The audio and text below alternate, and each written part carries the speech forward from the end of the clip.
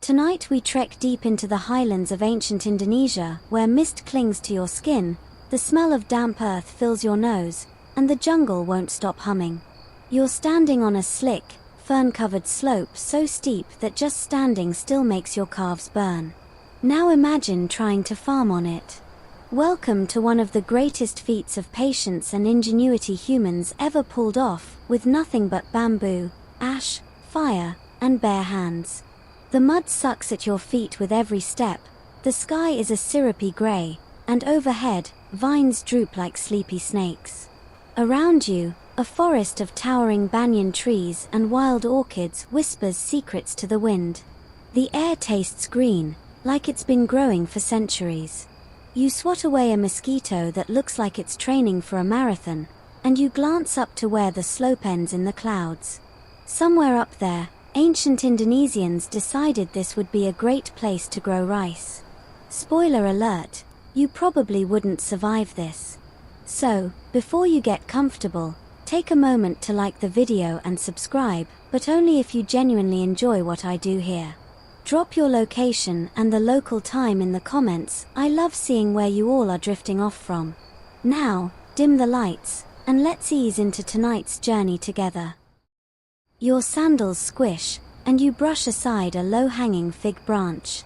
In front of you, carved directly into the slope, is a staircase made not of stone or concrete, but of earth itself. The first rice terrace. You run your hand along the embankment. It's been shaped by fingers long gone, packed tight with volcanic soil and bound by living roots. You wonder how long it's been here. The answer: possibly over 1,000 years. Historians still argue whether some of these terraces date back to the 8th century or even earlier. The slope levels just enough for you to stand without leaning. The steps continue above and below, a dizzying patchwork of green reflecting the dull sky. A hidden, living labyrinth. Water sloshes gently along a channel no wider than your foot. This isn't just farming. This is architecture, sculpture, ritual. Now imagine you're part of the first group to ever try this. The trees haven't been cleared yet. The soil is untested. You don't have metal tools. What you have is a long blade of bamboo, sharp as sin and twice as moody. You also have fire. Fire that scares the spirits and hardens your tools. And patience. Oh boy, do you have patience. The kind of patience that whispers across generations like lullabies. Each terrace has to be the exact same level or the water will pool in one and starve the next. If you mess up, it's not just your crop that fails. It's your whole family's food for the year. No pressure, right? You reach a bend in the path, and the jungle falls away into a wide, rippling view, terrace after terrace, each one holding a pool of water that mirrors the sky. From up here, it looks like the mountain itself is dreaming in scales. A frog croaks near your feet. You glance down and spot a carved rock placed precisely where the channel turns. It diverts water with such perfect flow, you'd think it was done by a plumber with a PhD. But nope. It was a kid in a loincloth, trained by his grandma, using rules passed down orally through chants and dreams. Mainstream historians agree these weren't just guess and check farmers, they were sophisticated hydrologists without the lab coats. Now, here's the weird part. Some anthropologists believe the placement of terraces wasn't just about farming. Some think they matched constellations. That each cluster of fields aligned with stars during harvest seasons, syncing the heavens with the earth. Others say that's nonsense and it was all just about slope and water flow. But the debate rages on, even among scholars in very expensive jackets. You keep climbing. The air gets thinner. You taste ash remnants of centuries of slash and burn clearing, the smoke folded deep into the soil. A small shrine peeks out from between pandanus trees. A cracked wooden carving of a buffalo skull, draped with moss and rice straw. Someone still leaves offerings here, banana leaves, coins, bits of woven cloth. The ancestors, you realize, are still watching. Your foot slips, and you catch yourself on a root. Behind you, the terraces shimmer with water, each step like a mirror framed in mud. You start to feel it, the rhythm of it all. The patience. The quiet confidence. The sense that everything here has taken centuries to say one simple thing: we're still here. We made this. By the time you reach the resting hut, your legs are jelly. A thatched roof covers a bamboo platform barely big enough for a nap. You lie down, letting your fingers dangle into the cold trickle of the channel beside you. Somewhere below, a toad laughs like it knows something you don't. You close your eyes. The sound of water. The rustle of leaves. The impossible terraces behind your eyelids, zigzagging up the mountain like a stubborn staircase to the sky. And this is just the beginning. Your fingers trail along the edge of the bamboo channel beside you. The water glides over your knuckles, clear, cold, purposeful. It's not rushing like a river or tumbling like a stream. It's walking. Calmly. Like it knows exactly where it's going. You sit up, adjust your footing on the slippery bamboo floor, and really look. This channel, barely the width of your arm, is built entirely of lashed bamboo tubes. They've been split, hollowed, stacked, and angled so precisely that the water flows with a quiet confidence. No leaks. No chaos. Just gravity and geometry, playing nicely. These channels snake across ridges, duck through trees, and cling to cliff sides as if bamboo was born understanding physics. Your eyes trace its path uphill, or at least what looks like uphill. The water seems to rise, contradicting everything your high school science teacher ever told you. But here's the trick: it's an optical illusion. The ancient engineers behind these terraces understood the land's natural contours intimately. What looks like a slope is often a barely perceptible dip, just enough for water to glide down with grace. And in some cases, coconut husk plugs and carved drip regulators do help nudge the water up for short distances, like a hydrological sleight of hand. Historians still argue whether this system developed purely through trial and error or if it was guided by a deep, intuitive science, a kind of ecological instinct encoded in oral tradition.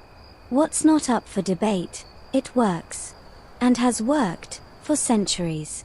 You climb down the side of the hut and follow the channel a few more meters. At one bend, the bamboo is sealed with hardened black mud and fine ash. Your fingers brush the seal, it's crumbly but still holding strong. Volcanic ash. Not just from any fire, but likely from controlled burns. Ash that's naturally waterproof, antibacterial, and shockingly effective at sealing leaks. It's like ancient Flex seal, just more eco-friendly. Down the slope, the channel branches. One split leads to a higher terrace, another to a shallower one. Each fork is regulated by a simple mechanism, a carved wooden paddle, wedged tight with a rock. You pull the paddle gently and the flow redirects. It's basically a traffic cop for rice paddy hydration, and it's made from literal sticks and stones. Primitive? Maybe. Brilliant? Definitely. You remember what the local farmer said earlier, through a shy laugh and half-apologetic shrug: we don't need machines. We have the mountain. Your feet squish in the mud as you continue down, following the bamboo's path like it's a trail of breadcrumbs. Every few meters, there's another tiny intervention, half a coconut shell redirecting a drip, a palm frond dam slowing the surge. The entire system is modular, flexible, and repairable with a machete and a free afternoon. You could probably teach a 12-year-old to fix it, and they probably already know how. Here's your quirky tidbit for tonight. In some remote areas of Sulawesi, they still use bamboo tubes to eavesdrop on distant water flows. Like hydro-listening posts. A long bamboo is planted in the mud with one end in the water channel and the other sticking out near a resting hut. If the tube starts humming or vibrating, it means a blockage upstream. No sensors. No Wi-Fi. Just bamboo gossiping. As the light begins to dim, you notice something strange. The bamboo changes color ever so slightly every few meters. Newer sections are pale green, older ones fade to silvery gray. It's like a living timeline, showing you which parts were replaced this year, last year, maybe even 20 years ago. You kneel beside one of the oldest sections. Its surface is worn smooth, not from weather but from generations of hands, small fingers and big ones, scraping mud, checking flow, whispering curses when something leaks. Suddenly, a rustle. A small boy appears from the trees, barefoot, holding a bundle of fresh bamboo slung over his shoulder like a sword. He nods at you. No words. Just climbs into the channel like it's a playground, pops out a cracked pipe, and replaces it in one smooth motion. Then he vanishes again, into the green. You're left blinking. Did that kid just fix 800-year-old infrastructure in 5 seconds flat? Yep. You reach the lowest terrace, where the water pools wide before draining into a hidden creek. This is the overflow. The buffer zone. If a storm hits, this terrace floods first, protecting the rest. It's their version of a release valve. Not flashy. Not fancy. Just smart. The sky is melting into lavender now, and the jungle is louder. Crickets tune up like a scratchy orchestra. A civet rustles in the underbrush. Somewhere behind you, a drip starts to echo, slow, rhythmic, hypnotic. You look back up the mountain and suddenly, the bamboo isn't just plumbing. It's a pulse. Each terrace beats in time with the others. Water. Earth. Sky. Repeat. Here's something else. There's a theory, held by a few fringe scholars and at least one overly dramatic documentary narrator, that the bamboo irrigation channels formed a kind of sound map across the valley. That certain bends and forks echoed at specific frequencies, letting villagers locate faults or even communicate across distances. Is it true? Maybe not. But it's the kind of bedtime idea you let linger for a while, like a half-remembered dream. You're tired now. The mud is cool on your calves, the sky full of bruised clouds. The bamboo groans gently in the wind, like it's telling you, sleep, this part of the mountain is taken care of. The dawn doesn't break, it sort of drips in slowly, like honey through cheesecloth. You're lying on a patch of damp earth, cheek pressed to a root, when the smell of smoke catches your nose. Not wild, dangerous fire, controlled, intentional fire. You sit up and follow it. Your legs creak, your back pops, and somewhere deep in your calves, your muscles whisper a polite no thank you. But you go anyway. Curiosity beats soreness every time. Just around the bend, half hidden by banana trees, a small group is working silently around a smoldering pit. They're shaping something. At first, you think it's wood. But no, it's bamboo. Fresh, green stalks, stripped and sliced, their ends blackened in the fire. One man squats beside a flat rock, holding a long blade of bamboo against it like a sword being tested. He lifts it, and whip, he slices through a coconut husk like it's wet tissue paper. You blink. Wait, what? Bamboo, as a blade? Yep. Fire-tempered bamboo, when cured just right, can hold an edge sharp enough to cut meat, shave bark, and yes, even split stone if you're patient enough to hit the same spot, again and again and again. Ancient Indonesians didn't just make do without metal. They turned their lack of it into a lifestyle. And a sharp one. One older woman with arms like braided rope is hunched over an obsidian shard, chipping it into a finer edge using a second piece of stone. You watch the sparks fly as she mutters to herself. A few flakes of the volcanic glass tumble down and slice into the mud. One nicks her finger. She doesn't flinch. Just wipes it on her shirt and keeps chipping. You, meanwhile, try not to pass out. Historians often gloss over this part. They talk about the rice and the water but skip the painful, endless labor that went into breaking the land in the first place. These ridges weren't always soft and plantable. Much of them were hard rock and tangled root systems. So before there were paddies, there were calluses. You crouch beside a teenage boy hammering a fire-heated wedge of bamboo into a stone fissure.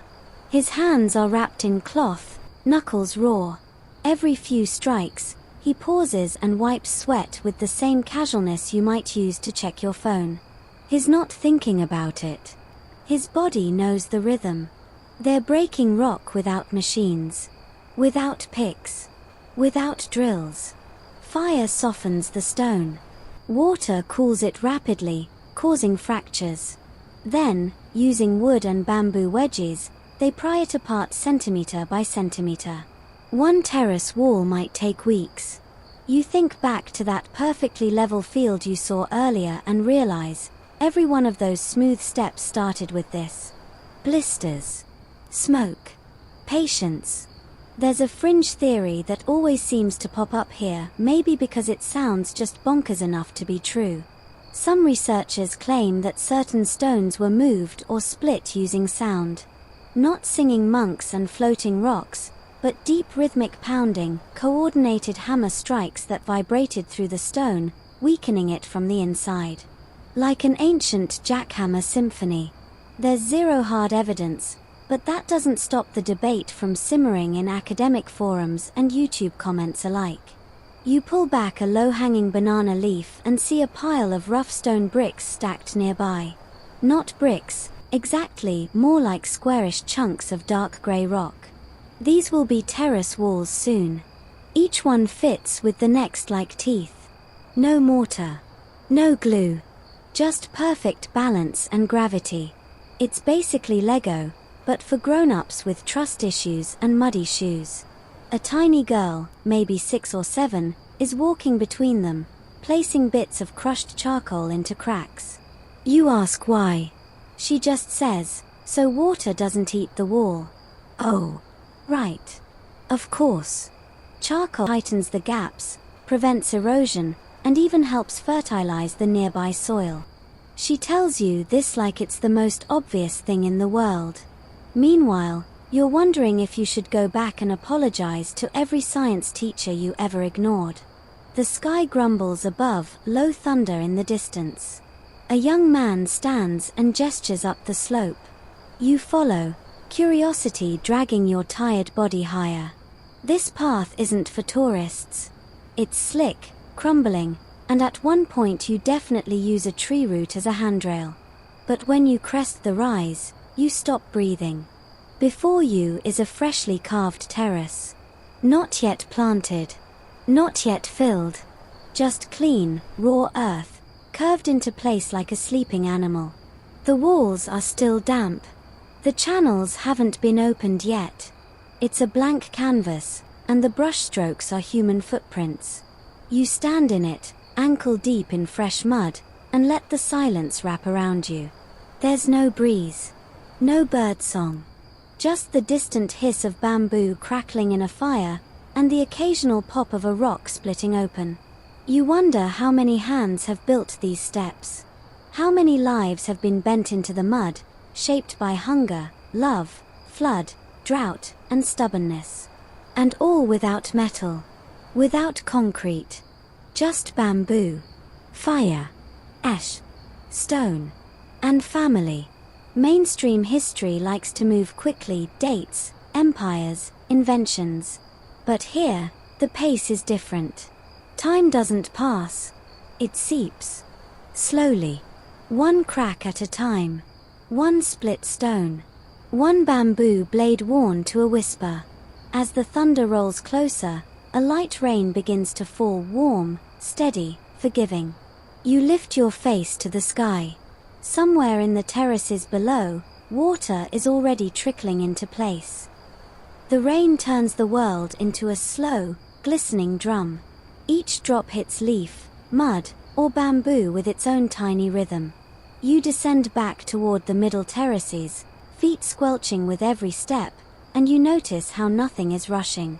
The water, the people, even the rain, it all moves like it has time to spare. You come to a narrow ledge, just wide enough for 1 foot at a time. To your left, a steep rise of stone and root. To your right, a sudden drop into a terraced field that glows an electric green in the wet morning light. You sidestep along it like a nervous mountain goat until you spot it, one of the most peculiar sights so far, a scarecrow with a bamboo flute sticking out of its chest. At first, you think it's decorative, some quirky field art. But then a gust of wind threads through the fluted pipe, and a soft note, clear, reedy, almost bird-like, sings across the paddy. You freeze. The flute sings again. Higher this time. It's not random. It's tuned. Turns out, ancient Indonesians didn't just shape land and guide water. They tuned their terraces, quite literally, to the wind. That flute scarecrow is one of many, each placed where wind patterns are strongest, each made to whistle in different tones. They act both as scarecrows and gentle sound machines. Some believe they were meant to keep pests away. Others say they sang to the rice spirits. Historians still argue whether it was superstition or early sound therapy. Honestly, you kind of hope it's both. A soft giggle behind you. A girl appears, maybe 9 or 10, balancing a woven basket of seedlings on her head. She glides past like gravity doesn't apply, hops down a narrow step, and starts planting rice without saying a word. Her fingers jab into the mud, drop a seedling, pat it down. Jab, drop, pat. Jab, drop, pat. You try copying her. It goes poorly. Your first seedling bends like a sad salad, and the mud clings to your hand like it knows you're an amateur. She glances up at your mangled work, sighs in the exact tone of an exhausted babysitter, and redoes it in one swift motion. No words. Just a look that says, "Nice try, city boy." Planting isn't random. Each shoot is spaced exactly, just far enough to allow root expansion, but close enough to conserve water. The mud is already warm, filled with ash-rich compost, and you notice a faint scent of citrus. You lean down. Yep. Crushed lime leaves. Apparently, they mix herbs into the soil to deter insects. You wonder if your houseplants back home would appreciate a spa treatment like this. Nearby, 2 elders in wide straw hats are walking the paddies with long bamboo poles, tapping the water surface in a steady rhythm. It looks like they're fishing for invisible frogs, but really, they're checking depth. The hollow pole resonates differently based on how deep the water is. No measuring tape. No sensors. Just trained ears. They pause near a paddy with slightly lower water. One mutters something, and 2 younger men come over and adjust a bamboo channel nearby. Within seconds, water begins to flow back into balance. You're watching a symphony of mud and intuition. Quirky detail incoming. In one village, farmers claim that the rice won't grow properly unless they sing a particular song while planting. The melody is passed down from grandmother to granddaughter. It's not written. It's not recorded. If you forget the song, they say, your harvest forgets how to grow. As the rain softens to mist, you notice the landscape shifting. The rice paddies aren't just carved in rows, they spiral, snake, and curl around certain trees. In fact, some ancient trees are completely encircled by terraces, their roots left untouched. These are kayu penunggu, guardian trees. Some historians think they were left as landmarks. Others suggest they mark underground springs or ancient graves. But villagers, they believe the trees house spirits that protect the fields. You don't mess with a guardian tree, even if it means building your terrace in a weird shape, even if it's less efficient. You remember a joke from earlier. In Java, we farm the rice. In Bali, we negotiate with it. It makes more sense now. These terraces aren't about domination. They're about cooperation between humans, land, water, and even the unseen. Suddenly, something darts past your feet. You stumble. It's a duck. No, Wait, dozens of ducks. A full stampede of quacking, flapping chaos barrels into the paddy, sending droplets flying. They're not wild, they're workers. Ducks play a crucial role in terrace farming. They eat pests, aerate the soil with their paddling feet, and poop, well, everywhere, which, in this case, is a good thing. Natural fertilizer. Low maintenance. Biodegradable. And kind of adorable. You follow the duck parade for a while. They're herded by a boy with a stick and an air of absolute authority. He clicks his tongue, and the ducks veer left like obedient sheep. He's maybe 12. You're pretty sure he's better at logistics than most adults you know.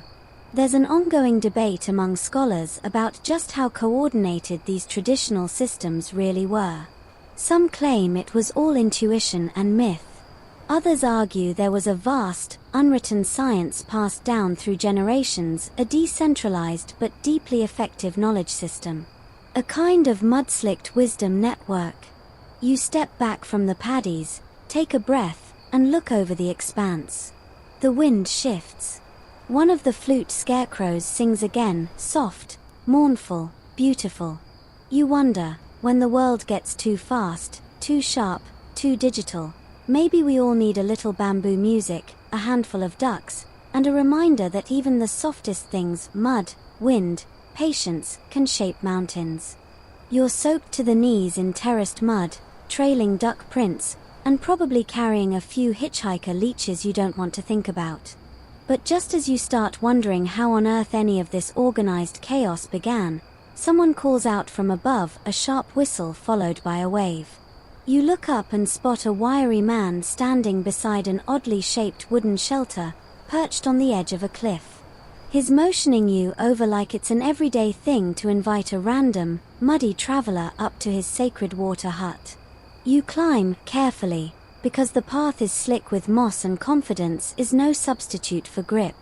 When you reach him, he nods once, like you passed some invisible test, then gestures for you to look inside the shelter. Inside is not a shrine. Not exactly. There's no incense, no statue, no golden trinkets. Just a collection of stone basins, bamboo troughs, and a central spring bubbling up from beneath a wide, flat rock. It's so quiet, you can hear each drop as it lands into a smooth, worn groove carved by time and devotion. This is the water temple. Or at least, a small one. You've reached the heart of the entire rice terrace system. Because none of this works, none of the planting, flooding, harvesting, even the ducks, without absolute, almost obsessive, water control. The man picks up a gourd, scoops some of the spring water, and lets it drizzle slowly back into the basin, like he's measuring the day by drops. He doesn't speak, but you can tell, this water is sacred. Not in a poetic way. In a do not mess this up way. Because it controls everything downstream. This is where you learn about Subak. It's not a place. It's a system. A cooperative of farmers, spiritually and practically bound together, who share water fairly and precisely. Each field, each channel, each farmer's rice plot is timed like clockwork, who floods when, who drains when, who plants first. And it's all guided by a master water priest, or pekaseh, who sits at the top of the system like the conductor of a very damp orchestra. The incredible thing. Subak is democratic. Ancient Indonesians voted on water use, shared resources, and punished cheaters. That's right, if you hogged water, diverted a flow without permission, or planted out of sync, you'd face fines, public shame, or in rare cases, even expulsion from the Subak. Which, here, is the same as exile from survival. There's a beautiful bit of symmetry to it all. The water starts up here, pure and bubbling. It flows downward, one terrace to the next, feeding life. Then it exits, joins a stream, and eventually winds back into the ocean. A full circle. The kind that makes you believe ancient people weren't just practical, they were philosophical farmers with better balance than most yoga instructors. But of course, Not everyone agrees on where subak came from.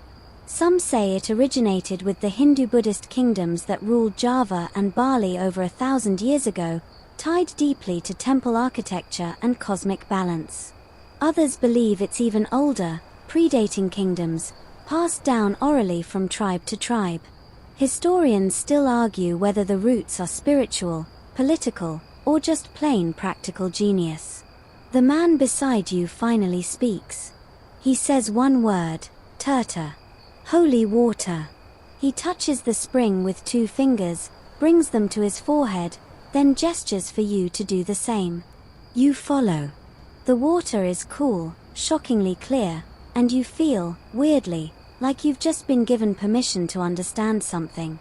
Not everything, but a sliver. Then he points downstream. You follow his gaze.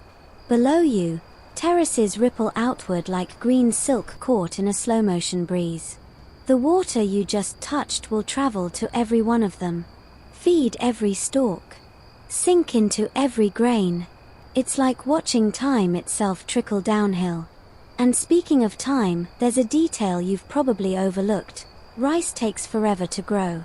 From seed to harvest, at least 3 months, often longer. Which means the people planting today won't eat this crop for a whole season. Patience isn't just a virtue here. It's the schedule. You remember someone telling you that in some villages, rice is only planted during certain moon phases. Not just for tradition, but because villagers believe the moon speaks to the rice. If you plant too early or late, the rice gets confused. Yes, confused. As in, hey, what season is this again? You laugh, but then remember that moonlight affects tides, animal cycles, even human sleep. Maybe rice has its own bedtime, too. Back inside the shelter, you notice small offerings beside the water basin, tiny woven baskets filled with flowers, grains of rice, and even a cookie wrapper. You raise an eyebrow. The man shrugs. The gods like Oreos, he jokes. Maybe. Or maybe it's just the reality of living in the present, tradition flexing to include foil-wrapped snacks. You leave the shelter quietly, tracing the edge of a bamboo aqueduct that snakes along the cliff like a living vein. It's surprisingly sturdy, lashed together with vines and reinforced with waxy leaves. You tap it. The sound echoes, and somewhere far below, a channel gate is adjusted in response. This entire ecosystem listens. Down in the village, kids splash in diverted water streams, laughing as they float banana leaves like raceboats. A dog watches them from a dry patch, utterly unbothered. One of the kids is singing maybe that rice-growing song you heard about earlier. It's off-key, silly, and perfect. You take one last look at the terraces. Water moves through them with the ease of breath. Nothing here is forced. Not the planting, not the flowing, not the waiting. This isn't farming. It's choreography. And every dancer knows you don't rush the music. By now, your legs are a little shaky, your feet are more mud than skin, and your brain is holding on to about 3 rice-growing facts and 1 duck parade memory. But the villagers? They're just getting started. You wake to the sound of a bamboo xylophone. Not metaphorically. A literal xylophone. It's early, too early by most standards, and the sky's still that hazy blue-grey that makes everything look like a faded photograph. But down in the communal hut, several men are gathered around a long wooden frame strung with bamboo tubes of various lengths. One is playing a melody with a carved stick. It's not for fun. It's a schedule. This, you discover, is how ancient farmers marked time. Not clocks. Not alarms. Songs. Each melody signals a different task: prepare seedlings, drain a terrace, herd the ducks. And because it's communal, everyone moves together. Like one big rice-themed flash mob. Breakfast is served in woven bowls. You're handed a mix of rice, grated coconut, and crushed peanuts. It's warm, sweet, and sticky enough to act as edible glue. You eat with your hands, sitting on a low stool made from a single polished tree trunk. It's humbling. Honestly, no cutlery, no menu, no can I get this without the peanuts. Just food, made with time, offered with no fuss. Then, someone announces the irrigation check. You're drafted. No opting out. You're now officially part of a gotong royong, the shared labor system. No payment. No trade. You help because someone helped you yesterday. Or will tomorrow. The task? Clearing silt from the bamboo channels that feed water through the paddies. It's delicate work. One misaligned shoot, and someone's field could flood, or worse, dry out. You kneel beside an elder who has the wrist strength of a teenager and the wisdom of 5 lifetimes. He explains, mostly through gestures, how each notch in the bamboo affects flow. Too wide, he says, pointing at a warped channel. Then he pulls a long, razor-thin sliver of bamboo, wets it with his tongue, and slides it into the notch. Water slows. Precision. Like adjusting the tone on an old vinyl record. You learn that each farmer customizes their water speed. Some fields need more water, others less. The channels are tuned, yes, tuned like instruments. Suddenly the music metaphor from earlier isn't so metaphorical. There's a story he tells as you work, something about a woman who tried to cheat the subak. She built a secret channel at night to siphon more water to her own field. The next morning, her field was bone dry, even though everyone else's was fine. She tried again. Same result. On the third night, a crocodile appeared in her hidden channel. No one was hurt. But the message was clear: don't cheat the water spirits. You try not to side-eye every channel now. Of course, modern scholars will say there's no evidence of magical crocodiles enforcing fairness. But here's the twist: they also admit no one's been able to explain how some of these systems self-balance. The gradients, the flow pressure, the way water is evenly distributed without modern valves, it's still a mystery. Historians still argue whether it's ancient engineering genius or just centuries of trial and error refined to art. By mid-morning, the air smells of wet grass and smoky banana leaf. You pass a group of women weaving. Not cloth walls. Bamboo strips, soaked and softened, are interlaced into panels used for drying huts or seedling screens. You join in, horribly, and nearly snap a piece in half. One woman laughs and fixes it in 2 swift motions, muttering something about city fingers. Here's the fringe tidbit of the day: some villages used to assign jobs based on your birth rice cycle. Born during harvest? You're a gatherer. Born during flood season? You manage water. It's not exactly astrology, but it's close. And while this practice is mostly faded now, you can still sense the deep connection between people and rice rhythms. Your birthday isn't just a date, it's a task assignment. After lunch, which is more rice, obviously, you shadow a group of teenagers heading to the forest's edge. They're collecting bamboo, not just any kind, but a specific variety known for its strength and flexibility. It grows fast, bends without breaking, and apparently makes the best aqueduct joints.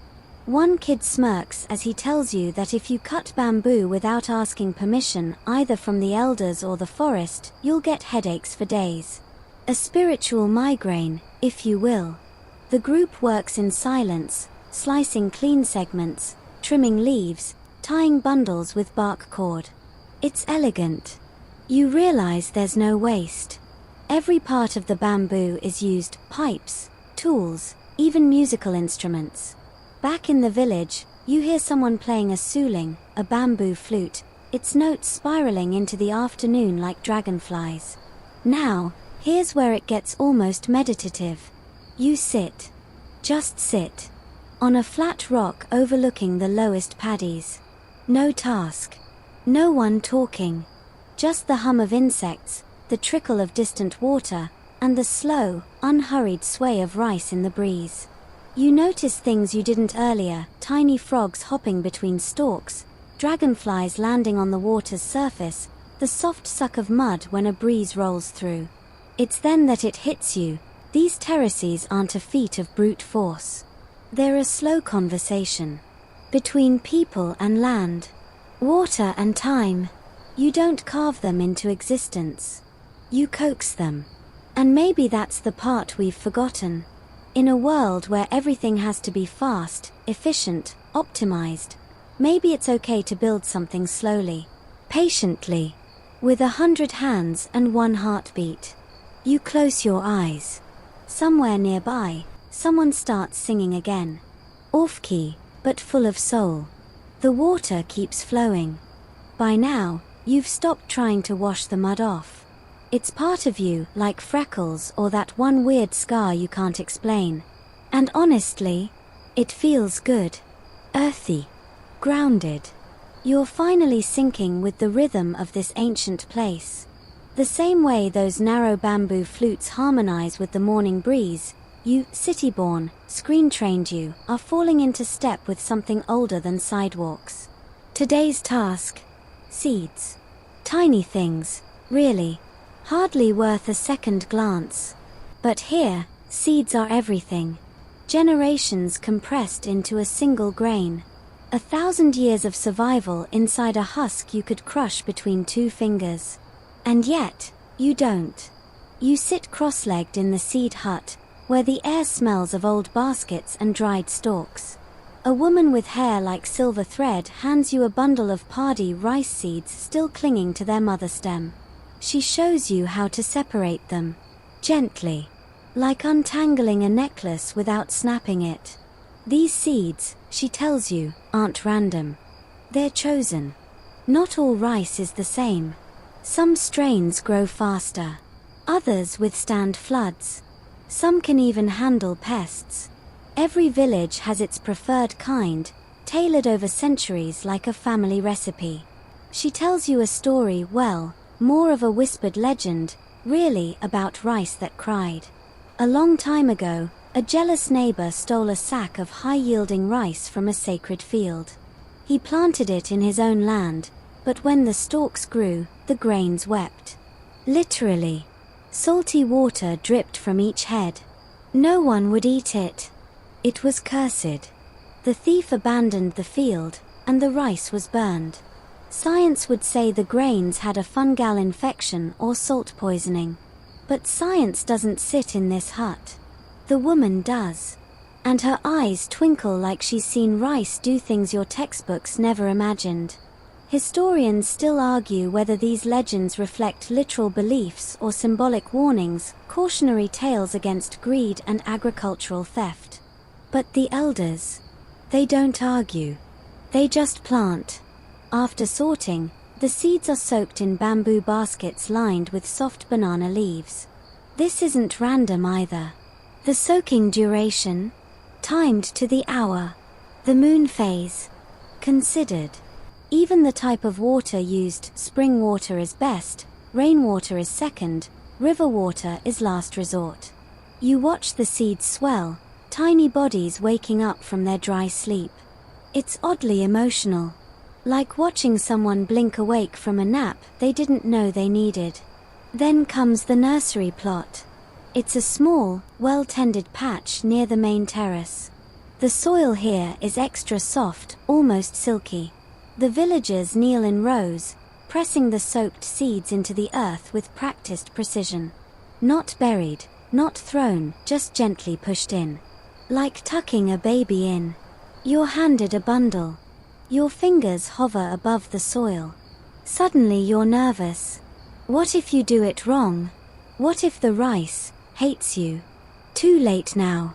You plant 1, 2, 3 seeds. And just like that, you're part of the cycle. A dog wanders by, flops into a dry patch, and immediately begins snoring like a tiny motorcycle. You're not sure what part of the agricultural system he's responsible for, but he's clearly doing it with dedication.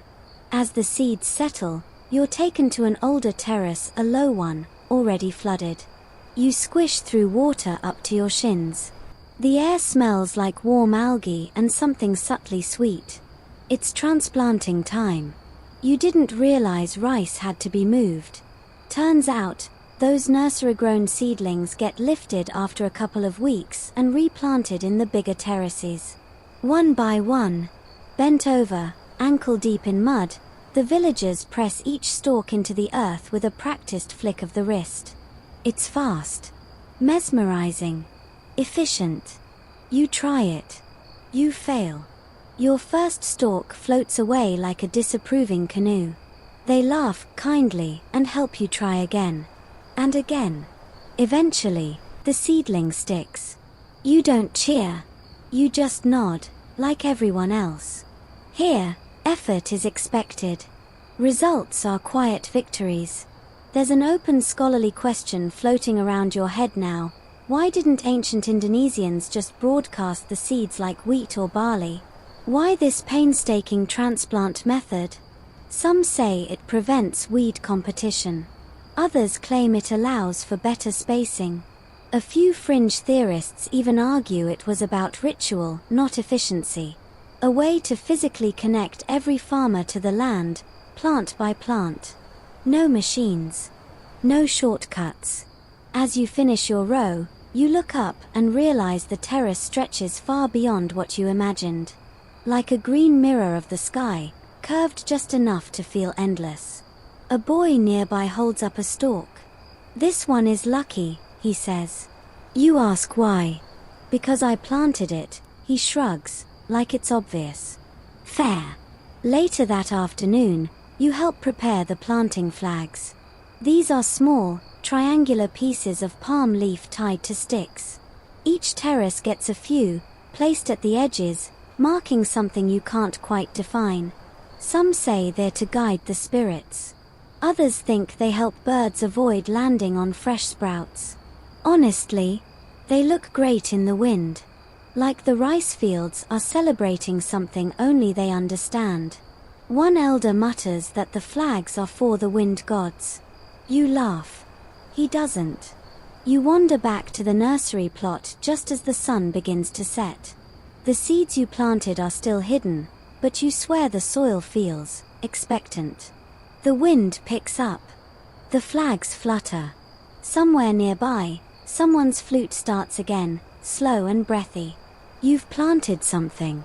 And now, you wait. The next morning greets you with a shiver, mist crawling low across the terraces like it's trying to find its lost keys. Everything is damp. Your clothes are damp. Your hair is damp. Even your breakfast, fermented cassava and sticky rice, somehow feels damp. But the village is already alive. Someone's chopping wood, another is sweeping the path with a palm broom the size of a car windshield wiper, and a child is attempting to ride a water buffalo like it's a pony. He's losing. Today, you're learning about pests. Not the metaphorical kind, though there's always that one guy who sings too loudly during work, but the literal monsters that threaten the rice. You're handed a bundle of scorched leaves and shown the enemy, brown plant hoppers. Tiny bugs, barely bigger than a comma, but catastrophic when left unchecked. They suck sap, transmit viruses, and sometimes swarm in such numbers that whole terraces fail. One elder calls them the whisperers of famine. Dramatic, but earned. Now here's where things get clever. Instead of chemical sprays, which, let's be honest, weren't exactly an ancient option, the villagers use ducks. Again, this isn't just adorable. It's tactical warfare. You follow the duck brigade down to the terraces. They waddle in loose formation, eyes beady with purpose. Once released into the paddy, they go to work, eating insects, snails, and even the occasional frog. It's nature's pest control, wrapped in feathers and constant honking. What's wild is how well it works. Ducks aerate the soil with their feet, keep pests down with their beaks, and fertilize the water as they go. It's a full-circle ecosystem, and it existed long before modern permaculture gave it a fancy name. Historians still argue whether these integrated systems were the result of deliberate design or happy accident. Some claim the farmers just noticed that wherever ducks roamed, rice thrived. Others say it was passed down by word-of-mouth rituals too old to trace. You watch as a teenager whistles sharply, and the ducks actually obey. Not all of them. One rogue wardler launches an unsanctioned raid on a distant terrace, but most fall in line. There's even a duck herding stick involved. It's basically a marshland version of a sheepdog trial, minus the trophies. Meanwhile, a woman walks the banks sprinkling crushed garlic and chili into the water. You raise an eyebrow. She explains, through gestures and a lot of amused glances, that this spicy brew deters certain bugs. It's homemade pesticide, ancient style. You resist the urge to taste it, remembering what happened last time you tried something just a little spicy. Then you're brought to the shrine. It's tiny, more of an altar than a temple, just a cluster of black stones under a banyan tree. Around it, offerings. Woven palm leaf trays filled with flower petals, a splash of rice wine, and, of course, grains of uncooked rice. You're told this is for Dewi Shri, the rice goddess. She's kind of a big deal. Dewi Shri isn't just worshipped, she's embedded in every part of rice life. Farmers leave offerings before planting, during harvest, even after a good rain. Children learn her stories before they learn multiplication. She's a symbol of fertility, patience, and abundance. And, depending on the island, she either emerged from a dead serpent, was born from the tears of the sky, or descended from the heavens in a cloud of rice seeds. Scholarly consensus? Not even close. What's consistent is her role: protect the rice, and she protects you. The shrine is surrounded by stalks of mature rice. It's a sacred plot, never harvested. Always growing, always golden. A visual reminder of what's at stake. You bow without being asked. It just feels right. As you walk back, you notice a group of boys gathered around something. You peek in. A scarecrow. But not like the ones from cartoons. This one's almost human, stuffed with rice straw, dressed in actual clothes, and wearing a carved wooden mask that looks suspiciously like your uncle on a bad day. Its arms are outstretched, but one hand is holding a rattle. A bamboo charm filled with stones that clatter in the wind. One boy explains that the scarecrow's name is Sai Penjaga, the Watcher. He doesn't just scare birds, he reminds people not to slack off. There's even a tale that if you badmouth the crops within his hearing, he turns at night and glares at your window. Do people believe that? You ask. The boy shrugs. Not really. Then, but I don't talk trash near him, just in case. Can't argue with that. You move on, helping gather dried coconut husks for burning. These are used to smoke the fields, a kind of natural fumigation before the rainy season. The smell is thick and nutty, a little overwhelming at first. But it drifts slowly, curling over the water like incense, calming the air. There's a final surprise waiting as the sun begins its descent, an insect opera. As dusk falls, the terraces come alive with chirps, clicks, buzzes, and the soft plop of frogs belly flopping into puddles. It's a full-blown concert. No conductor. No rehearsals. Just thousands of creatures singing because the light is leaving. And nestled in that hum? Peace. No cars. No phones. Just breath and breeze and the sense that the land is content, for now. You lie on the grass near the shrine, watching clouds turn gold, then pink, then vanish. Someone places a bowl of tea beside you. Warm. Herbal. Probably infused with something mystical that'll make your dreams extra vivid. You don't even ask. The pests are handled. The ducks are fed. The fields are quiet. Tomorrow brings more work. But for tonight, you just breathe. You wake to drums. Soft ones, at first. A low, heartbeat rhythm that seems to pulse through the ground. Then layers join in: bamboo clappers, hollowed logs, and what sounds suspiciously like someone enthusiastically slapping a bucket.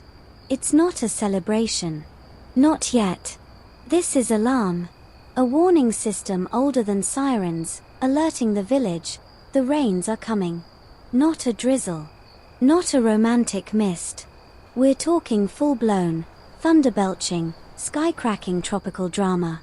And everyone is moving fast. You're handed a palm leaf poncho that smells like campfire and mildew. Not ideal, but somehow perfect. As you pull it on, someone yells in Javanese and points to the terraces. You don't speak Javanese, but context clues tell you, get your butt down there now. Why? Because the terraces are about to be flooded. Not gently. Not over time. The storm will dump weeks' worth of water in a day if it's feeling generous. And if those paddies aren't prepped, all your hard work, every duck, every prayer flag, every seedling, gets washed into history's drainpipe. So, you run. The task sounds simple. Open the upper water gates, close the lower ones, and guide the flow. But you're quickly learning that water is petty. It refuses to follow your plan. It surges down channels, leaps over ridges, and sometimes pulls off these majestic little whirlpools just to show off. You're handed a tool. Not a wrench, not a valve key, nope. It's a bamboo stick. You're told to jab it into the channel and wiggle. It's supposed to guide the current. You're skeptical until it works. Kind of. At least the water stops trying to eat your feet.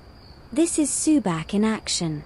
Subak isn't just about digging ditches and hoping for the best. It's a complex system of shared water management that dates back at least to the 9th century CE, maybe earlier. Some claim it's one of the earliest examples of a democratic, community-based irrigation system. Others argue it evolved from temple-led hierarchies where priests decided who got what water, and when. Either way, it works. Still does. Each village member has a role. You see elders perched on overlooks, calling instructions. Young boys with bamboo rods test the depth. A group of women sing a rhythm to signal flow changes. It's like watching an orchestra of mud engineers, and nobody misses a beat. Except you. At one point, you fall straight into a channel. It's not deep, just enough to soak your pride. A nearby farmer doesn't laugh. He just pulls you up and hands you a banana. As if to say, good effort. Eat this. You've earned it. As the rain starts, slow at first, then suddenly biblical, you retreat with the others to a small bamboo shelter. Inside, it's warm and loud. Not from talking, but from the roof. Each drop is a drumbeat, and you wonder if this was the original soundtrack of the islands. You sip hot sugarcane tea and listen. They're talking about lempung, the clay lining used in the water channels. Without it, the terraces would erode in a single season. You hadn't even noticed it, thin, smooth, pressed in by hand, but now you realize it's everywhere, silently holding the system together. Kind of like that quiet kid in group projects who actually makes the PowerPoint work. You also hear something stranger, talk of water spirits. Not metaphorical ones. Real ones. There's a belief that each stream and spring has its own essence, sometimes helpful, sometimes mischievous. Offerings are made at source points, a flower here, a coin there, a whispered apology if you accidentally spit in the wrong direction. It's half folklore, half insurance. Historians still debate whether these beliefs were born from animism, Hinduism, or a blend that defies classification. What's clear is this: water is sacred. Not in a poetic way. In a real, don't you dare waste it kind of way. You step outside into the storm. The terraces below look alive, like layered rivers stacked on the hillsides. The channels are pulsing with motion, guiding the flow like arteries. It's oddly beautiful, like watching a machine breathe. Except there's no steel, no plastic. Just bamboo, clay, and centuries of know-how.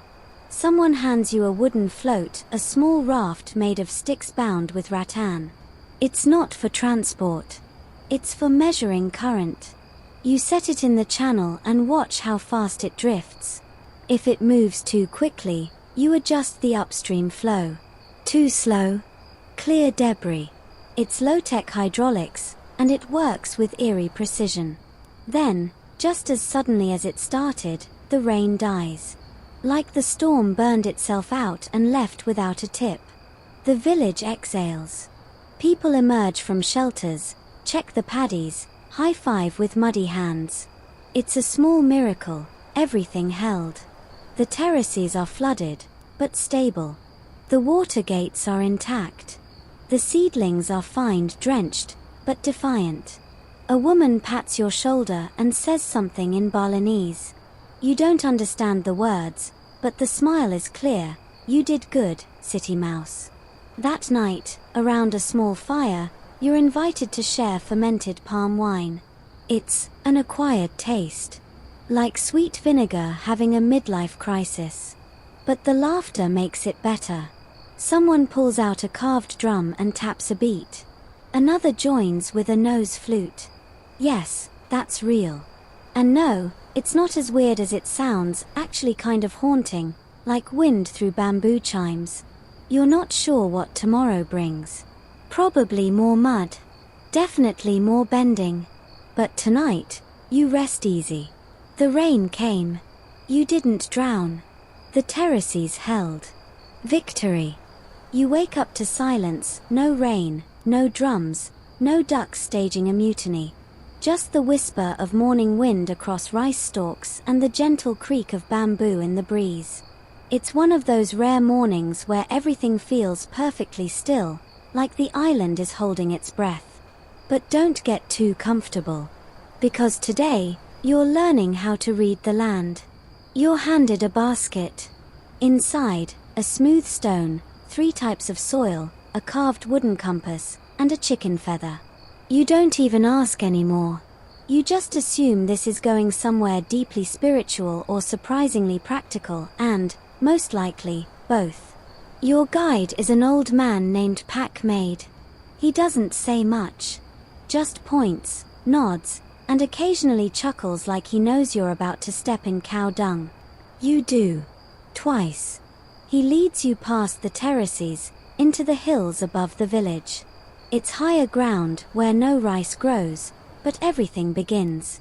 Here is where the water first touches the earth. And understanding this place is key to understanding how those terraces even exist. You're told to sit, close your eyes, and listen to the slope. You're skeptical. You open one eye. Packmate's eyes are already closed, face toward the wind. So you try. And slowly, you begin to get it. The wind flows differently here. The slope has a kind of soft, whispery breath. The sun hits unevenly. Some patches are damp, others dusty. It's not mystical, it's observational. And that's the ancient secret to rice terraces. Not brute strength, but observation. You don't fight the land. You cooperate with it. In fact, the original farmers, possibly over 2,000 years ago, were more geologists than warriors.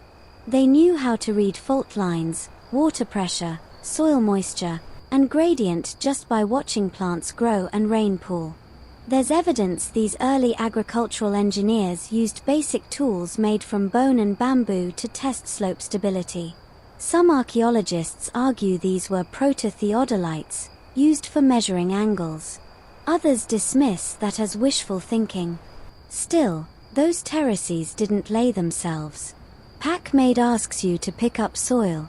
You grab a handful, dark, loamy, rich. Too easy, he says. Then he points to another patch. You dig again. This one is heavier, reddish, clay-like. Harder to break up. This, he says, is the wall. You blink. Wall? And then it clicks. Terraces aren't just flat steps carved into hills. They are engineered structures, with a slope-facing wall packed with sticky clay, what locals call lempung. Behind that wall, layers of soil, ash, compost, and gravel, each one chosen with purpose. The clay keeps water in. The gravel drains excess. The compost feeds the rice. It's less of a mud pit that grew rice and more of a layered lasagna of intentional land use. You look out across the valley and see the terraces differently now. Each step is a dam. Each wall, a decision. These aren't just stacked fields, they're vertical ecosystems, engineered with zero electricity and infinite patience. Now, Packmade gives you the feather. You're not sure what to do with it. He demonstrates, he drops it. It flutters down the slope, caught by wind, then tumbles into a patch of underbrush. Wind speaks, he says. Tells you how to shape. It's not poetry. It's functional. The earliest terrace builders used wind and water flow to figure out contour lines.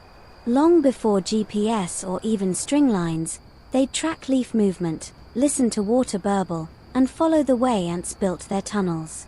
Some even believe they mimicked animal trails.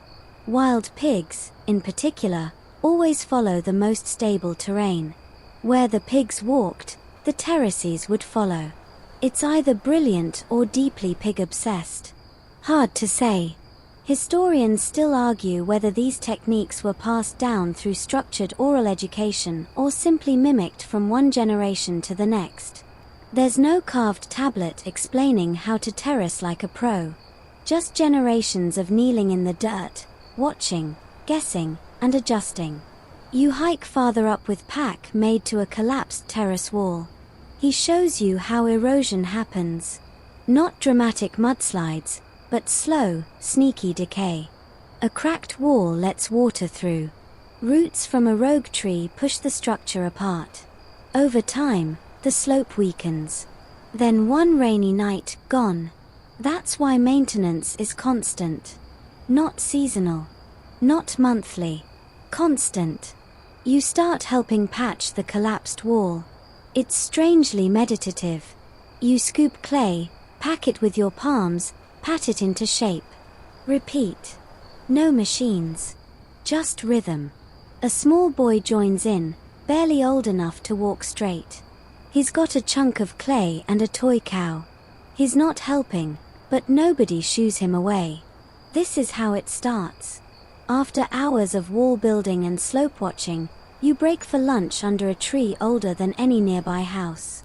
You're handed grilled fish wrapped in banana leaf, with a squeeze of wild lime. It's simple. Perfect. The kind of meal your city self would pay $30 for under the label farm-to-table fusion. As you eat, Packmade tells a story about a terrace built too close to a sacred stone. The water refused to settle. Every time they planted, the crops would rot. Finally, someone realized the stone was angry. They moved the terrace, left the stone alone. The next season, perfect rice. You ask if he really believes that. He shrugs. Maybe the spirit. Maybe the soil. Same result. Fair enough. Before you head down the mountain, you take one last look. The terraces aren't just fields. They're memory. Generations piled on each other, not in books or monuments, but in mud and water. They remember every hand that shaped them, even if those hands are long gone. You finally understand, it's not just bamboo and patience. It's humility. You wake up sore. Not just I slept funny sore. This is my bones have questions sore. Your back feels like it's been rolled over by a particularly unforgiving ox cart, and your legs protest every movement like you're 400 years old. Congratulations, you're officially living the ancient rice farmer experience. But no time for complaints. Today is transplanting day. You trudge down to the paddies where the water lies perfectly still, reflecting the morning sky like a giant, muddy mirror. A thin mist rises from the surface, and frogs perform their best choir impressions from the undergrowth. It's oddly peaceful, until someone yells your name and tosses a bundle of rice seedlings at your chest. They're tiny things, each one no taller than a pencil, with roots like thread and leaves like blades of wet grass. They're soft, but firm. Delicate, but stubborn. You are informed, with great seriousness, that these seedlings are the chosen ones. Not all rice gets to be transplanted. Only the healthiest, strongest, and straightest make the cut. It's a bit like agricultural boot camp. The rest get turned into compost or snacks for ducks. Nature is brutal, even in a sleepy village. You step barefoot into the water. It's surprisingly warm, silky with clay and silt. The bottom is soft and squishy, but not too deep, you don't sink like quicksand. Just enough resistance to make every step a thigh workout. Your job is to take one seedling, place it in the mud, and gently press it in with 2 fingers. Then again. Then again. Repeat until the sun sets or your spine gives out. Sounds easy. It is not. You learn very quickly that spacing matters. Too close, and the plants choke each other. Too far, and weeds take over. The sweet spot? About 1 hand width apart, in straight, staggered lines. Not just for aesthetics, it helps with water flow, light exposure, and air circulation. There's a rhythm to it. Pick, place, press, step, pick, place, press. It becomes a kind of muddy meditation. You fall into the zone, and after a while, the chatter of the farmers fades into background music. Then you hear laughter. You look up and yeah, your lines are completely crooked. One looks like a drunk snake made it. Another's somehow formed a spiral. A teen girl nearby gives you a pity thumbs up. Artist rice, she says. Rice art. You appreciate the sarcasm. The elder women, though, are artists in their own right. Their rows are arrow straight. Their fingers move so fast you're convinced they're casting spells. One woman's hands blur with speed, and when you compliment her, she just winks and says, 50 years practice. You catch up. You won't. Still, you learn something else. These women are not just fast, they're precise.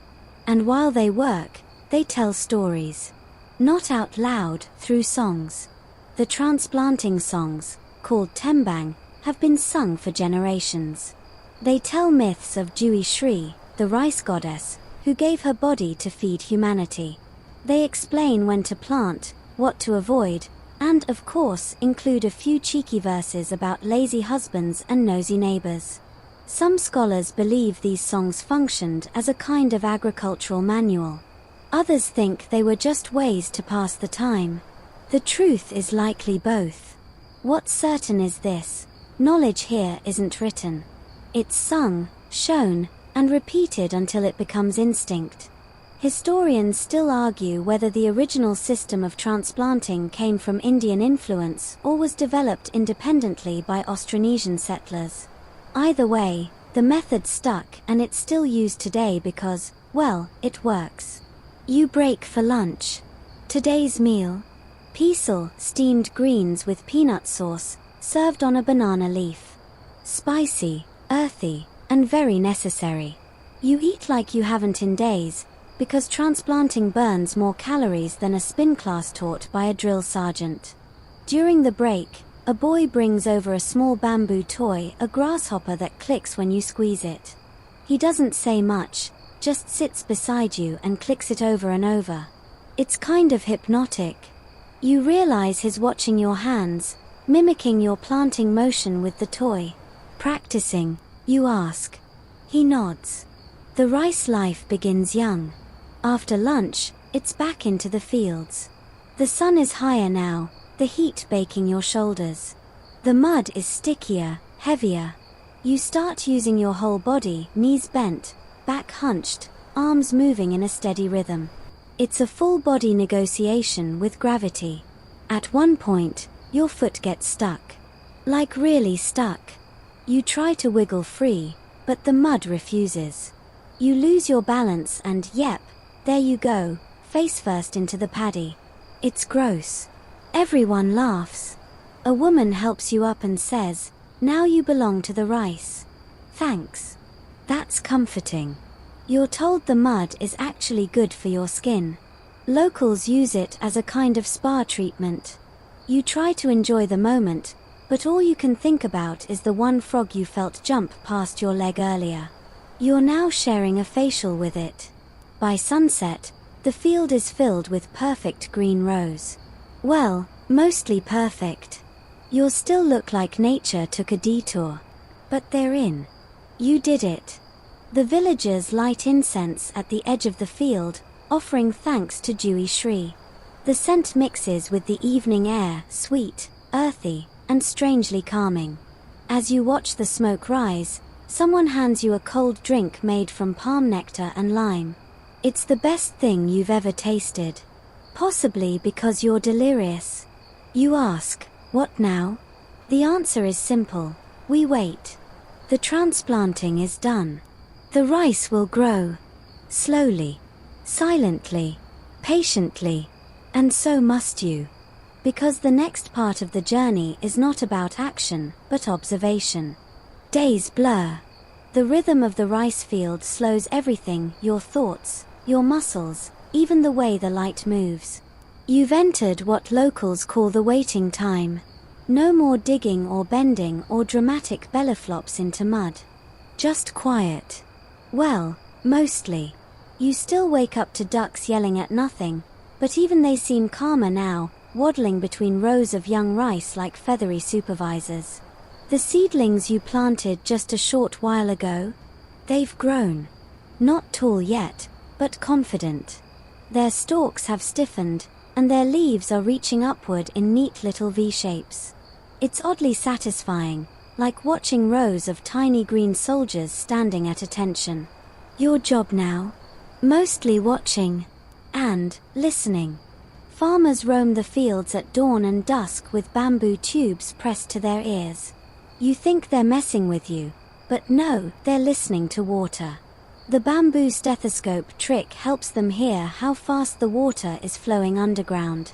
The resonance changes if there's blockage or leak. If the note is off-key, something's wrong. It's brilliant. It's also absurdly poetic. Meanwhile, you help test water levels the old-school way, toes. Stick one foot in the channel, gauge depth by feel. If it reaches your ankle, perfect. If it reaches your shin, too much. If it's just damp, panic. You will never look at your own feet the same way again. But it's not just water levels you're watching. Pests are sneaky. Birds, bugs, and even rats eye the growing rice like a buffet. So the locals use a variety of traps, scarecrows, and pukal bamboo noisemakers that clack in the wind. They sound like slow applause from invisible hands. There's also a bird-shaped kite that mimics a hawk, swooping overhead in loops. Historians still argue whether these scare devices originated independently or were influenced by early Chinese farming traditions. Some of the hawk kites bear uncanny resemblance to Han Dynasty designs, but no one's certain if that's cultural overlap or just convergent creativity. Either way, the rats hate them. One elder farmer swears by a fringe trick, hanging old CDs from string between poles. The sunlight reflects off them like tiny disco balls. He calls it the rice rave. You ask if it works. He grins. Birds stay away. But my wife hates it. Even in waiting, there's maintenance. You help weed, pulling up intruders between rows. Some weeds are stubborn, with roots like angry spaghetti. Others pull out easy, but you're warned, if you leave even one node behind, it'll regrow. The battle is endless. You're taught how to feel the soil by scent. Wet earth smells sweet when balanced. Sour when it's too acidic. And oddly metallic if something's gone wrong with the water flow. You didn't know dirt could gossip, but here we are. Midweek, a ceremony is held. The village gathers at the edge of the field for a selamatan, a kind of offering to maintain harmony between land and people. Banana leaf platters overflow with sticky rice, fried tofu, coconut sweets, and a single boiled egg split in half, symbolizing balance. They set it out, light incense, and chant softly. A woman explains, If the rice feels ignored, it won't grow. You raise an eyebrow. She adds, if your plants feel loved, they grow better. It's the kind of logic that sounds ridiculous until you remember houseplants wither the moment you ignore them. Rice, apparently, is just a diva on a larger scale. That night, you sit by the paddies under a full moon. The water shimmers. Frogs sing. Fireflies blink between stalks like sleepy fairy lights. It's oddly magical. You remember something Pac-Made said, "This is the quiet part." But never empty. He was right. You begin to notice small things, the way dew collects on the leaf tips before sunrise. How dragonflies circle like slow helicopters. How the rice leans ever so slightly toward the wind by mid-afternoon. It feels like the fields are breathing. One morning, you join an elderly woman on a walk through the terraces. She moves slowly, but confidently, her cane tapping against the narrow mud paths. She pauses often, not because she's tired, but to talk to the rice. Literally. She murmurs greetings, asks how they're doing, says she's proud. You copy her, unsure if this is farming or therapy. She chuckles. Same thing, really. And there it is. The waiting isn't passive. It's a relationship. You don't just watch rice grow. You encourage it, protect it, accompany it. It's a weirdly wholesome codependency. One afternoon, you help prepare jamu, a traditional herbal tonic made from turmeric, tamarind, ginger, and palm sugar. It tastes like spicy lemonade that's trying to solve all your life problems at once. It's supposed to boost immunity and soothe fatigue. You ask if ancient farmers drank it during waiting season. Of course, someone says. How else do you think they survived boredom and mosquito bites? Fair point. Still, there's something comforting in the routine. Every day starts and ends with a check on the fields. You learn the light, the sounds, even the moods. Some days feel tense, like the sky's holding back a storm.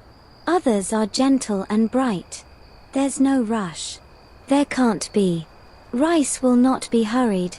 And maybe neither should you.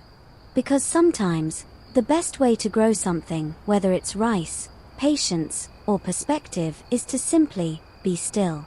And wait. Rain wakes you. Not a drizzle, a downpour. The kind that hammers banana leaves, fills your ears, and turns the world into a percussion concert.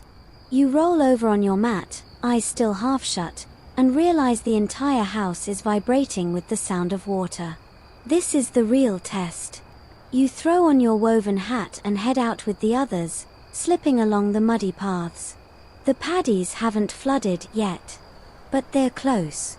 Everyone moves fast, using bamboo poles to redirect excess water, unclog channels, and fortify terrace walls with fresh mud. You finally understand why those bunds were so carefully built. They're not just walkways, they're the rice field's armor. If even one collapses, the whole level floods, and you can kiss those seedlings goodbye. And yes, someone yells that exact phrase, "Say goodbye to your dinner if you don't plug that leak." Charming. You wedge a clump of grass-lined clay into a crack, using your heel to press it firm. The rain doesn't let up. Your clothes are soaked. Your hat is soggy. But the rush of adrenaline has its own strange thrill. You're fighting a slow war with gravity, with erosion, with time. By mid-morning, the worst has passed. The clouds scatter.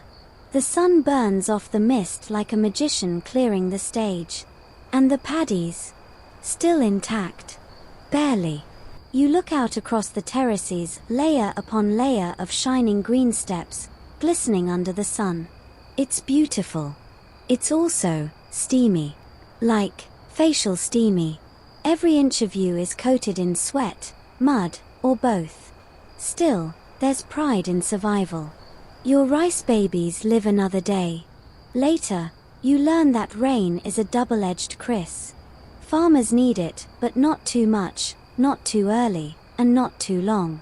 It's Goldilocks weather farming. And back in the day, ancient Indonesians didn't have weather apps or radar. They had bamboo sticks. No, seriously, bamboo rain gauges. Hollow poles left upright in open spaces. After a storm, they'd check how much water collected inside. Over time, they'd learn what levels meant good news or disaster. Primitive? Maybe. But also genius. Historians still argue whether ancient farmers in Java adopted this tech from Indian monsoon scholars or came up with it independently. Either way, it worked, and versions of the method persisted well into colonial times. You're told about an old tale. Once, a farmer challenged the weather spirits. Built a dam too early. Ignored the rain signs. His entire terrace collapsed, washing away into the jungle. He blamed the gods. The villagers blamed his ego. Moral of the story? Don't challenge rain. Respect the rhythm. You spend the next few days doing terrace maintenance. You learn how to spot erosion before it becomes a problem, little slips in the soil, tiny rivulets that look harmless but can become ravines overnight. There's also a technique involving live plants, planting certain grasses along terrace edges to hold the soil. Their roots act like natural nets, gripping the earth. One old man calls them green stitches. Then there's thickening. It's the process of compacting terrace walls after heavy rain. You stomp along the edges, adding fresh soil and pressing it in with your heels. It's like giving the field a massage. With your entire body weight. One morning, someone brings up the mountain people of Toraja and their own style of terraces, carved into steep, mist-wrapped hillsides using stone and bone tools. Their designs are narrower, sharper. Like staircases for gods, someone says. You wonder if the ancient engineers ever competed. Java versus Sumatra. Steep versus wide. Bamboo versus bone. Historians still argue whether these styles developed simultaneously or spread from a single Austronesian origin point. There's even fringe theory about pre-Austronesian hunter-gatherers laying proto-terraces thousands of years earlier. No proof, just whispers. But everyone agrees, wherever humans found hills and hunger, they found a way to flatten nature just enough to grow dinner. Back in your valley, the rain returns, less violent now, just regular tropical temper tantrums. You stop reacting to them. The field needs it. You've learned to read the signs, the way the frogs sing before a storm, how the wind shifts just minutes before the clouds break. Your body adjusts too. You no longer flinch at mud on your skin. You know how to balance on narrow terrace walls without slipping. You even recognize individual paddies by their shape. One looks like a teardrop, another like a sleeping cat. The rice is now knee-high. Its color has shifted from that soft baby green to a deeper, richer shade. It sways in the wind now, like it knows it's getting stronger. You run your fingers along the leaves and feel their sharp edges. The softness is gone. These stalks are serious. A girl next to you says, soon they'll grow heads. You raise an eyebrow. Rice heads, she clarifies, laughing. Where the grains live. Right. That. There's a sense of quiet anticipation now. The way a stage feels just before the actors enter. The field is getting ready for its next transformation. But before that happens, something odd shows up. A flock of birds lands. Not ducks. Not crows. These are taller, sleeker. Herons. They stalk the paddies like they own the place. You're told they're paddy herons. They eat pests. Sometimes frogs. Sometimes your socks if you leave them unattended. They're considered good omens. But not always. Some elders believe that if they arrive too early in the season, it's a warning. The rice will flower too fast. Others think they're messengers from the spirits who watch over the terraces. You ask who these spirits are. Someone shrugs. Depends who you ask. Some say ancestors. Others, nature spirits. One guy insists there's a golden Naga coiled beneath the mountain who gets grumpy if offerings aren't made properly. The truth? It doesn't matter. What matters is respect. The rice is alive. The land listens. And everything, weather, pests, luck, can change overnight. So you stay alert. You check water levels. You patch cracks. You stomp terrace walls like a pro. And every now and then, when no one's looking, you talk to your rice. Just in case. The air is different now. Not cooler, definitely not that. But drier, somehow. A faint crispness creeps into the mornings. You notice it while brushing dew from the rice leaves, which are no longer soft and wavy. They're stiff, upright, almost proud. The rice is flowering. Tiny white blossoms pop up like delicate lace at the tips of each stalk. You blink at them, confused. You didn't know rice had flowers. Most people don't. It's like discovering your grumpy neighbor writes poetry. Don't breathe too hard, a farmer whispers. They're sensitive. And he means it. These blossoms are crucial. They'll turn into grain if nothing messes them up. Too much wind. Disaster. Too much rain. Ruined. Insects. Game over. You tiptoe around the paddies like you're in a library of green silk. Farmers here call this masa bunting the pregnant season. The rice is carrying now. Heavy with possibility. And everyone's just holding their breath. Your job shifts again. Less stomping, more silence. You help mend ale, thin strips of palm used as windbreaks. You string up more scare banners. You even hum softly while working, because someone told you music helps the rice feel calm. You thought they were joking. They weren't. One evening, you attend a Nyapi Sawar, a ritual silence for the field. No tools. No talking. Everyone just sits along the terraces and listens. The wind rustles. Birds chirp. Somewhere, water drips from bamboo. You close your eyes. It's eerie. Peaceful. Beautiful. Some historians believe rituals like these had astronomical timing linked to phases of the moon or ancient Javanese calendars like the Pranata Mangsa. Others say it was just a way to rest sore backs and avoid attracting predators to the crop. But deep down, it feels bigger. Like a prayer made of patience. Then comes the rumor. One plot is flowering too early. You're invited to see. The rice is tall, strong, and golden. Already, you feel like you've stumbled into a time pocket. It's panas dalam, says one farmer. Literally, heat inside. He believes the soil there absorbed too much sun, too fast. Another thinks the family that owns the land argued during planting. Bad energy. Cursed roots. Historians still argue whether early ripening in ancient terraces was due to microclimates, uneven seed quality, or just bad luck. What's certain is this: once a plot ripens unevenly, the whole harvest plan starts wobbling.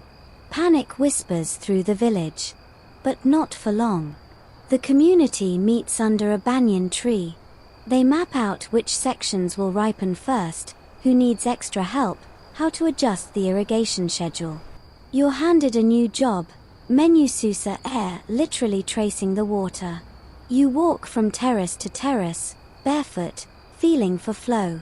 If the water's too fast, you pinch it back with clumps of grass and clay. Too slow? You open tiny gates with a sharpened stick, directing the current like an orchestra conductor in muddy sandals. It's hypnotic work. You pass by frogs lounging on pebbles, a water snake that doesn't even flinch when you step near, and one terrifying moment where you almost high-five a monitor lizard. He was not amused. You learn that in ancient Bali, rice paddies were not just fields, they were part of a cosmic map called Tri-Hita Karana, the three causes of well-being, harmony with people, nature, and the divine. The terraces were offerings. The water was sacred. The rice was a gift. You wonder how much of that lingers here, unspoken but deeply felt. There's a girl, maybe 9 years old, who walks barefoot with a stick. She taps the mud rhythmically as she goes. "I'm talking to the water," she says. You nod solemnly. Because, by now, that seems completely normal. At night, you sit with the elders and hear old terrace legends. One about a prince who built an entire valley of rice fields to win back his bride. Another about a hermit who planted golden rice that only grew if you told it a secret every morning. Fringe, obviously, but also oddly plausible at this point. Then it happens. The rice bows. Not from wind, not from weight though, okay, a little of both. But from maturity. The stalks, once rigid, now lean gracefully. Their tips swell with grain. It's official. Pengision Beulah, the grain-filling phase, has begun. This is what you've been waiting for. The plants now drink less. The water level lowers gradually, guided with care. You help the older farmers open side channels, draining excess moisture. Too much water now would weaken the grain. You don't want soggy babies, someone says. You do not. Then comes the color change. The entire field shifts from green to gold. First in streaks, then in waves. It happens so fast, you swear the hills have turned to liquid sunlight. Every step through the field sounds different, drier, crisper.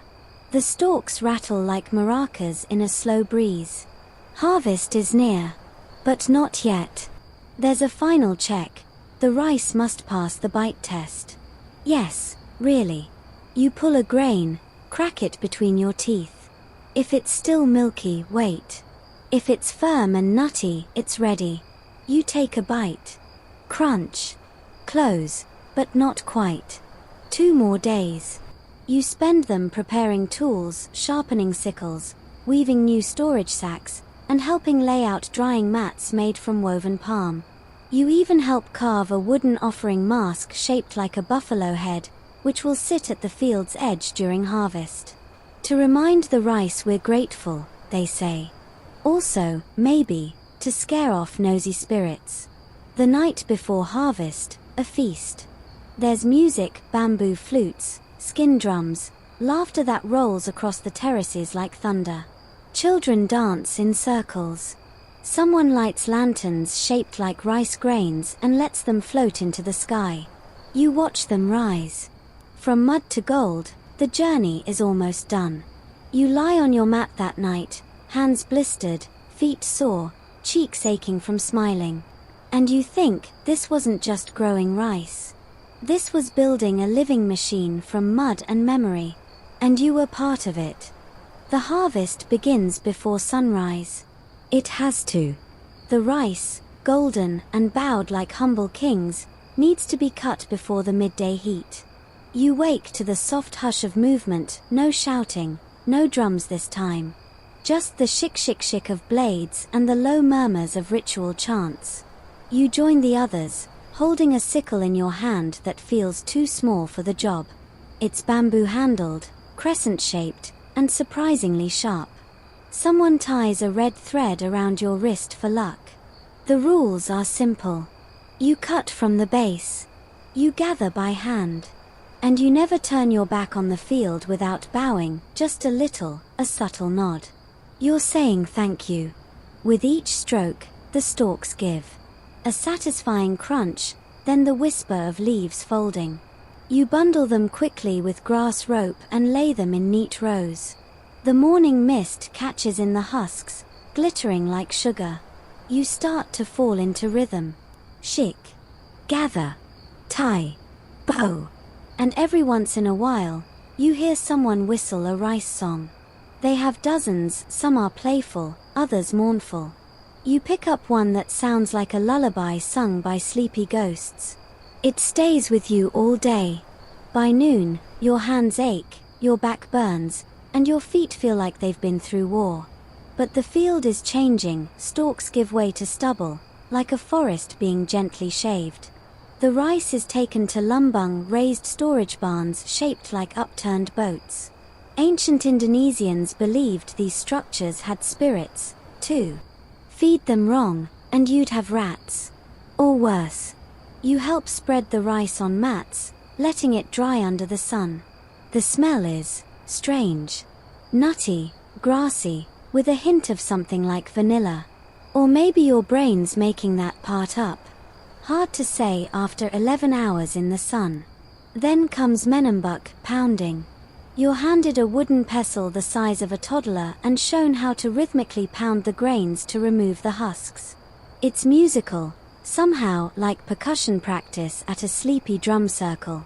And when the brown rice finally sifts out into the basket, it's a miracle. You hold it in your hand. Real food. Real work. Real reward. That night, you take part in a salamitan, a harvest Thanksgiving feast. The smell of coconut, grilled fish, and banana leaves fills the air. A whole roasted duck is placed on a woven tray as an offering to Dewi Shri, the rice goddess. They say she walks the terraces barefoot at night, blessing those who respected her process. You hope she noticed your blisters. The elders offer prayers. Not in perfect unison. It's a patchwork of whispers, hums, and bits of old Javanese you barely understand. But it feels holy anyway. Historians still argue whether Dewi Shri's cult was native to Java or an adaptation of older rice deities from India and Vietnam. What's undeniable is her power here. Every farmer has a story, an answered prayer, a protected harvest, a shadow glimpsed in the moonlight. One girl claims Dewi Shri saved her from a falling tree during planting season. You decide not to ask follow-up questions. Someone hands you a bowl of freshly steamed rice. You eat slowly. Each bite tastes like everything: the rain, the mud, the sun, the silence, the effort. You never knew rice had flavor before. Now you wonder how you ever thought it didn't. Around the fire, stories continue. You hear about rice seeds hidden from colonial officers, of fields planted by moonlight to escape confiscation, of rebel farmers using terrace networks to move secretly across valleys. You realize these terraces weren't just about food, they were shields. Maps. Codes. Back in the day, even kingdoms fell depending on who controlled the irrigation. There's a fringe theory you hear late in the night, that certain terraces were shaped like sacred symbols only visible from the sky: dragons, spirals, mandalas. No evidence, of course. Just rumors passed down from drunk uncles and overly poetic stone carvers. You kind of hope it's true. Someone passes you a woven pouch. Inside, a few grains of rice, your own. You're told to keep them. A memory. A bond. You do. In the morning, you prepare to leave. Your time here is done. The terraces still shimmer, but now they feel quieter.